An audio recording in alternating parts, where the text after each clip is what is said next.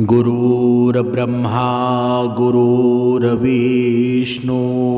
गुरुर्देव महेश्वरा सद्गुरु साक्षात परब्रह्मा तस्मै श्री सद्गुरवे नमः।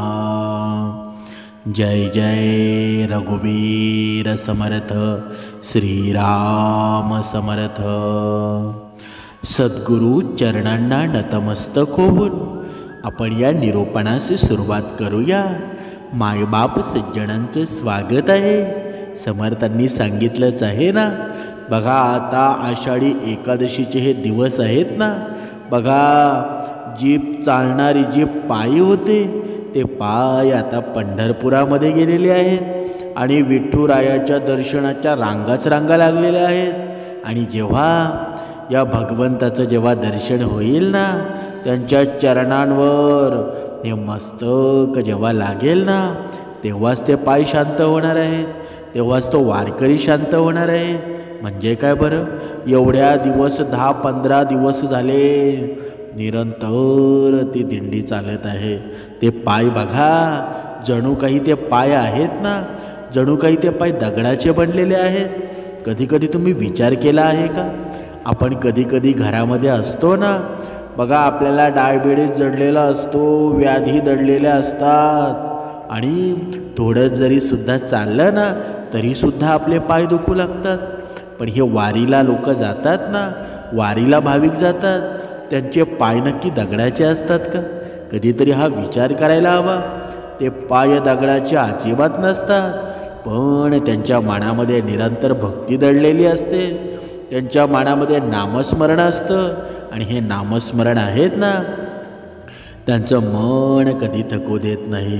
जेव्हा मन थकलं नाही ना तर पाय कधी थकतील का बरं? कधीच थकणार नाही। आणि हा भगवंत आहे, हा विठ्ठल आहे ना, निरंतर त्यांच्या सोबत सुद्धा असतो। बघा तुमच्या मनामध्ये हा प्रश्न निर्माण झालेला असेल की एवढे दिवस हे चालणारे पाय काही काम करतात का नाही बरं? कधी कधी एक माणसाच्या अहंकाराचा एक विषय निर्माण होतो की कधी मनुष्य आहे ना, त्याला कोणी कधी विचारलं ना, तू कसा आहेस बरं, तुझ्याकडे वेळ आहे का? तो काय उत्तर देतो बरं? माझ्याकडे अजिबात वेळ नाही, मला थोडंसुद्धा वेळ नाही, मी रात्री येतो आणि सकाळी जातो। म्हणजे हे आयुष्य पैसा कमवण्यापुरतं आहे का बरं? अजिबात नाही ना। कधी कधी मनुष्यानं भगवंतासाठी वेळसुद्धा काढायला हवा। हा भगवंतासाठी वेळ काढतो का स्वतःसाठी काढतो बरं? कधीतरी या गोष्टीचा विचार करायला हवा। जेव्हा मनुष्याच्या जीवनामध्ये भरपूर दुःख निर्माण होतं ना, तेव्हा मनुष्याला भगवंताची आठवण आल्याशिवाय राहत नाही।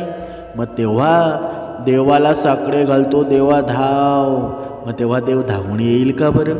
म्हणून आज ही वेळ गेलेली नाही ना, पण आपल्या मनामध्ये हा सुद्धा प्रश्न निर्माण झालेला असेल की विठ्ठल नक्की आले कुठून? हा विठ्ठल आहे ना, नक्की कोणत्या भगवंताचा अवतार आहे? बघा एका वेळी भगवान श्रीकृष्ण आणि महाराज युधिष्ठिर यांच्यामध्ये एक खूप महत्त्वाचा संवाद होत होता। युधिष्ठिरानं भगवान श्रीकृष्णांना विचारलं, हे मधुसूदन, तुम्ही मला ज्येष्ठ महिन्यातील शुक्ल पक्षामध्ये जी येणारी निर्जला एकादशी आहे ना, याविषयी सांगितलेलं आहे। आता मला आषाढ महिन्यातील कृष्ण पक्षामध्ये जी येणारी एकादशीविषयी जाणून घ्यायचं आहे। भगवान श्रीकृष्णांनी उत्तर दिलं, हे राजन, आषाढ महिन्याच्या कृष्ण पक्षामध्ये येणारी ही एकादशीचं नाव आहे ना, ही योगिनी एकादशी आहे। या एकादशीमध्ये मोठ्यात मोठे पापसुद्धा नष्ट करण्याची क्षमता आहे। ही योगिनी एकादशीच्या या व्रतकथेनुसार अलकापुरीचे राजा कुबेर हे देवतांचे कोषाध्यक्ष होते। ते भगवान शिव यांचे परमभक्त होते आणि त्यांच्या नगरामध्ये हेमामाळी नावाचा एक सेवक राहत होता। बघा हे निरूपण आहे ना, लक्ष देऊन ऐका।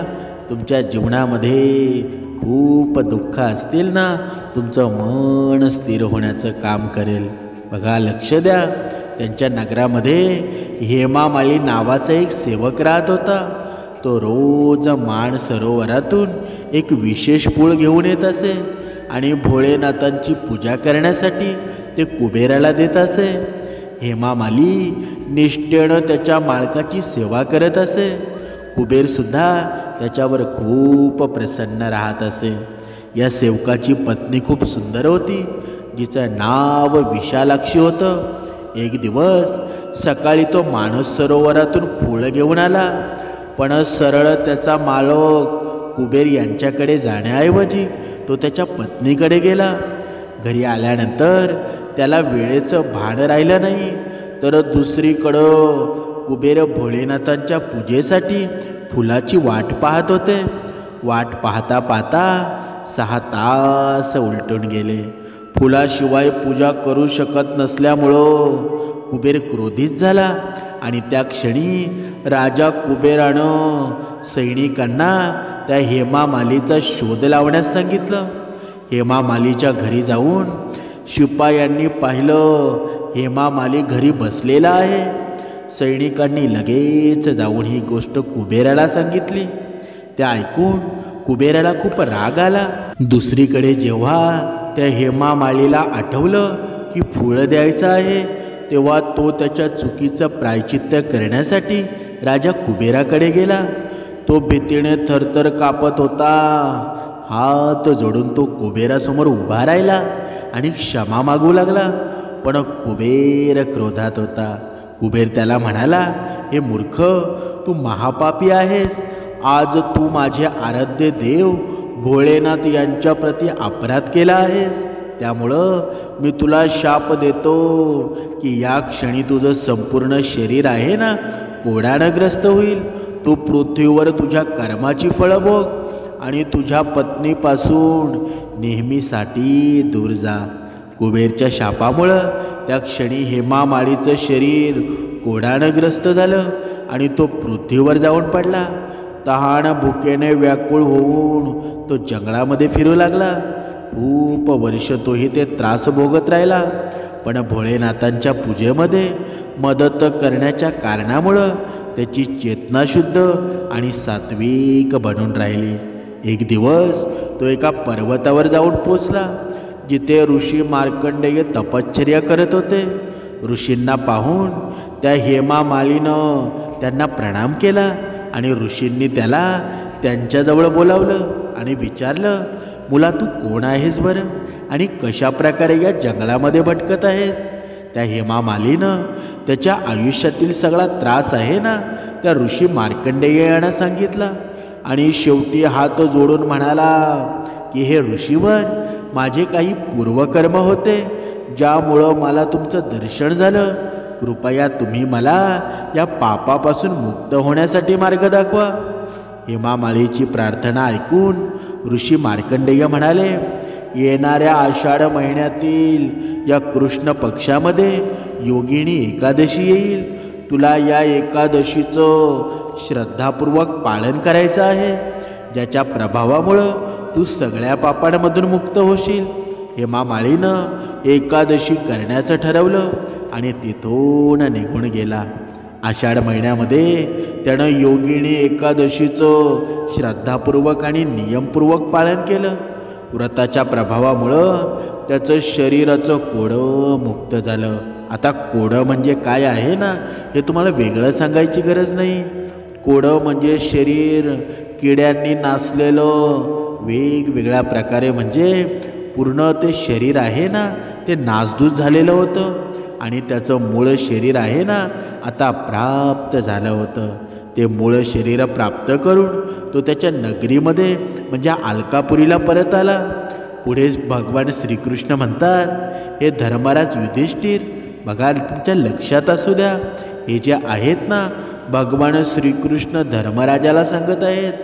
बघा धर्मराजाला ते म्हणतात, हे धर्मराज युधिष्ठिर, जी व्यक्ती योगिनी एकादशीचं पालन करते ना त्याला 88,000 ब्राह्मणांना जेवू घालण्याचं पुण्य मिळत असतं. तो प्रत्येक प्रकारच्या पापातून मुक्त होतो आणि शेवटी आध्यात्मिक लोक प्राप्त करतो. आता बघा तुमच्या मनातला प्रश्न राहिलेला आहे. ही आषाढी एकादशी आहे ना, या आषाढी एकादशी भाविक पंढरपूरला पायी वारी करत जातात. ज्या विठ्ठलासाठी जातात ना, तो विठ्ठलाचा अवतार नक्की कसा झाला, कसा निर्माण झाला, विठ्ठलाचा अवतार नक्की कोणाचा आहे ते आता आपण पाहूया.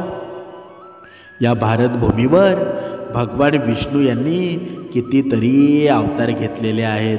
भगवान श्रीराम, भगवान श्रीकृष्ण या अवतारांशिवाय देवांच्या रूपांमध्ये सुद्धा ते पृथ्वीवर प्रकट झालेले आहेत ना. वास्तवामध्ये आहे ना, सगळे देवता परमात्म्याच्या विशेष शक्तीचं एक प्रतीक आहे. असाच एक अवतार आहे जो खूप लोकप्रियसुद्धा आहे आणि भगवान विष्णू यांच्या अपार लीलेने तो विठ्ठल नावाने प्रसिद्ध आहे.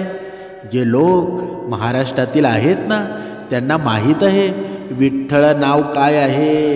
एकदा माता रुक्मिणी काहीतरी कारणामुळं भगवान विष्णूंवर नाराज झाली आणि द्वारकेतून निघून गेली. भगवान विष्णू देवी रुक्मिणीला शोधण्यासाठी द्वारकेतून निघाले. पहिल्यांदा ते माता रुक्मिणीला शोधत शोधत मथुरेला पोचले. त्यानंतर गोकुळ आणि नंतर दिंडीरवनामध्ये पोचले. तिथे त्यांना माता रुक्मिणी सापडली. माता रुक्मिणीचा राग शांत करून भगवान विष्णू काही दिवसांसाठी तिथेच थांबले. तेव्हा तिथे जवळच असलेल्या आश्रमामध्ये पुंडलिक नावाचा एक हरिभक्त राहत असे. पुंडलिक त्याच्या आईवडिलांचा परम सेवक होता. त्या पुंडलिकाची भक्ती आणि त्याच्या आईवडिलांच्या सेवेनं प्रसन्न होऊन भगवान विष्णू पुंडलिकला भेटायला माता रुक्मिणीबरोबर आश्रमामध्ये जातात. त्यावेळी पुंडलिक त्यांच्या आईवडिलांचे पाय दाबत होता. तेव्हा दारावर भगवान विष्णू आणि देवी रुक्मिणीबरोबर प्रकट झाले आणि म्हणाले, आम्ही तुला भेटायला आलो आहोत. पण पुंडलिक आईवडिलांची सेवा करत होता, त्यामुळं त्यानं त्यांच्याजवळ असलेली वीट देऊन त्यांना देवांना वाट पाहायला लावली.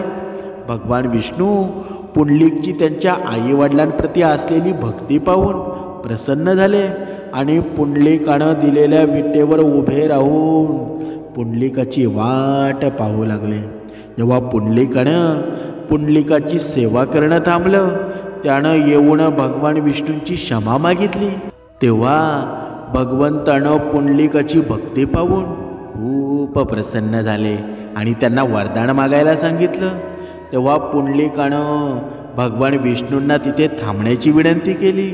आपल्या परमभक्ताची इच्छा पूर्ण करण्यासाठी भगवान विष्णूंनी त्याच विटेवर उभे राहून कमरेवर हात ठेवून प्रसन्न चेहऱ्याने अवतार घेतला. तेव्हापासून आजपर्यंत युगायुगापासून भगवान विष्णू त्याच विटेवर उभे आहेत आणि आपल्या भक्तांना दर्शनसुद्धा देतात ना. भगवान विठ्ठलाच्या पावनभूमीचं नाव आहे ते पंढरपूर आणि पंढरपूरला पंढरी या नावानं सुद्धा ओळखलं जातं. तिथे पांडुरंगाचे विश्वविख्यात मंदिरसुद्धा आहे आणि या मंदिरामध्ये रुक्मिणी मातेला विठ्ठलाबरोबर स्थापन केलेलं आहे ना. म्हणून आपण दरवर्षी एकादशीच्या वेळी पंढरपूरला जातो आणि तो दिवस आहे ना, तो भाग्याचा दिवस आहे. म्हणून आपण 10-10, 15-15, 20-20 दिवस पायीवारी करतो. समर्थांनी सांगितलंच आहे ना, भगवंताची भक्ती कधी घडते बरं? जेव्हा मनामध्ये श्रद्धा, मनामध्ये भाव जर असेल ना, तर भगवंत तुमच्या जवळ आहे. कुठे जाण्याची सुद्धा गरज नाही. पण भगवंताच्या भेटीसाठी मनुष्य का जातो बरं? तेव्हा जेव्हा त्याच्या मनामध्ये भक्तिभाव निर्माण होतो, श्रद्धा निर्माण होते. कधीकधी तुम्ही विचार केला आहे का? आपण म्हणतो आपल्या अंतरंगामध्ये भगवंत आहे, मग तरीसुद्धा आपण मंदिरामध्ये का जातो बरं? कारण मंदिरामध्ये आहे ना भगवंताची. जेव्हा आपण घरामध्ये असतो आणि दुसऱ्या वेळी आपण जेव्हा मंदिरामध्ये जातो ना, तेव्हा भगवंताचा वास तिथे निर्माण होत असतो. ती शांतता आपल्याला जाणवते की इथे भगवंताचा वास आहे. तसा आपल्या घरामध्ये आपल्याला जाणवतो का? कधीच जाणवणार नाही. म्हणून आजचा दिवस आहे ना, सर्वांचं विठ्ठलाचं दर्शन झालेलं आहे, माझ्या भगवंताचं दर्शन झालेलं आहे. आणि आता उद्या परवापासून बघा आता घरच्या वाटेलाही पावलं निघणार आहे. पण जेव्हा पंढरपूर सोडायची वेळ येते ना, तेव्हा हे डोळे कासावीस होतात, डोळ्यातून पाणी निर्माण होतं. कारण ते 10-15 दिवस गेलेले पायी वारीला बघा, आपल्या मनाला विचारा, किती आनंद सोहळा, किती मनामध्ये हुरूर लागलेली असते की माझ्या विठ्ठलाचं दर्शन मला कधी भेटतं. आणि 15-15, 20-20 तास तिथे उभे राहूनसुद्धा काही भाविकांना दर्शन मिळत नाही, तरीसुद्धा हे डोळे पाणवलेले असतात. म्हणून ही श्रद्धा आहे ना, ही कमी समजू नका. वारीला जातात ते संतच होऊन जातात ना, संतांनीची परंपरा घेतली ना, आणि ही परंपरा आज आपण चालवत आहोत. म्हणून प्रत्येकानं तुळशीची माळ आपल्या गळ्यामध्ये घाला, मांसाहार बंद करा. तुमच्या जीवनाचं सार्थक आहे ना, त्यातच आहे. तुम्हाला जर कधी जीवनाचा कंटाळा आला ना, तर एक दिवस पंढरपूरला जा, भगवंताच्या डोळ्यांकडे पहा, भगवंताचं साकडं घाला की माझ्या जीवनामध्ये एवढं दुःख का आहे बरं.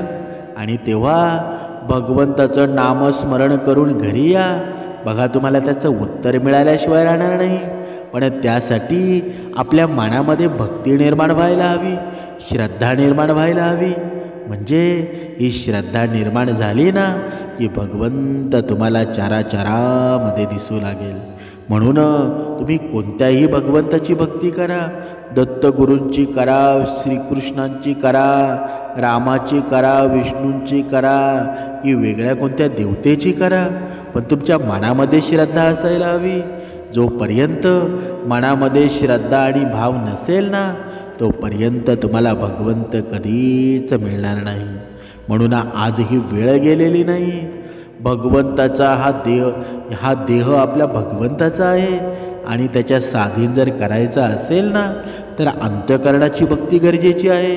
अंतःकरणापासून भगवंताला आवाज द्या. तुमच्या हाकेला विठ्ठल धावल्याशिवाय राहणार नाही. आणि एक दिवस तुमच्या जीवनाचं कल्याणच करणार आहे. म्हणून विश्वास ठेवा, श्रद्धा ठेवा, तुमचा विजय निश्चित आहे. जय जय रघुवीर समर्थ.